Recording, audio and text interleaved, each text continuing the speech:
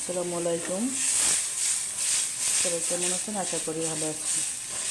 এই যে রান্না বসাইছি আজকে দুপুরে চিংড়ি মাছ দিয়ে ভেন্ডি ঝোল ঝোল রান্না করব। তারপর হচ্ছে এই সাইডে নদীর বাইলা মাছ দিয়ে পেঁপে ভাজি করব। আরও কী কী রান্না করি, সঙ্গেই থাকুন। আজকে আমি সকাল সকালে রান্না বসিয়ে দিছি, কারণ সকাল সকাল রান্না করা হইলে মনে হচ্ছে যেন সারাদিনের আজকে সব কিছু করা হয়ে গেছে, রান্নাটা করা হয়ে গেল। ভেন্ডিটা একটু চিংড়ি মাছের সাথে কষিয়ে নিই, তারপরে ঝোল দিয়ে দেবো। ঝোল ঝোল রান্না করবো।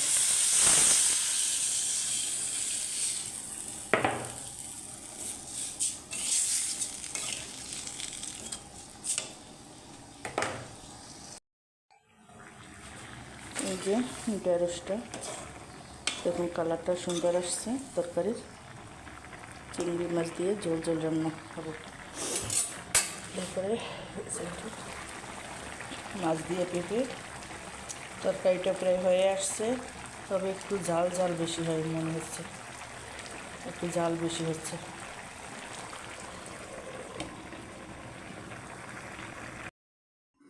এই যে ভেন্ডি তরকারিটা রান্না করা হয়ে গেছে, আর এখানে এটা এখন তুলে নিব, আর একটু হালকা জল টান।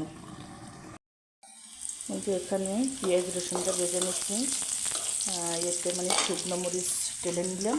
শুকনো মরিচ দিয়ে এই কলমি শাকটা ভাজি করা হবে চিংড়ি মাছ দিয়ে। শুকনো মরিচ দিয়ে এখনকার শাকটা ভাজি করলে স্বাদ লাগে, তাহলে কষটা কষটা বাজে না, একটা কষকষ যে ভাব থাকে এইটা থাকে না। এই যে এখানে কলমি শাকটা ভাজি করা হচ্ছে, তারপরে এই যে মাছ দিয়ে পেঁপে রান্না করা হয়ে গেছে। আরও কী কী রান্না করি দেখতে থাকুন, সাথেই থাকুন। এই যে এখানে কই মাছ ভাজতে দিচ্ছি, বেজে একটু ভাজা হয়ে গেছে, তারপর অন্য আরেকটা বেজে ঝোল দিয়ে দিব। আর এসে যে ডিম সেদ্ধ দিচ্ছি, ডিম বোনা করব।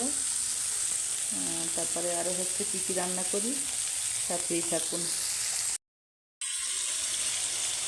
যে পাঙ্গাস মাছ ভেজে নিচ্ছি, তারপরে হচ্ছে এ সাইডে কই মাছ, সেটাই রান্না করা হয়ে গেছে কই মাছটা।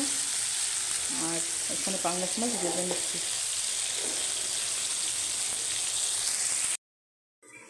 এই যে পাঙ্গাস মাছটা রান্না করা প্রায় হয়ে গেছে, তারপরে সাইডের মাছও উপর থেকে ধনেপাতা দিয়ে দিছি, সেন্টটা খুব ভালো আসতেছে এখন।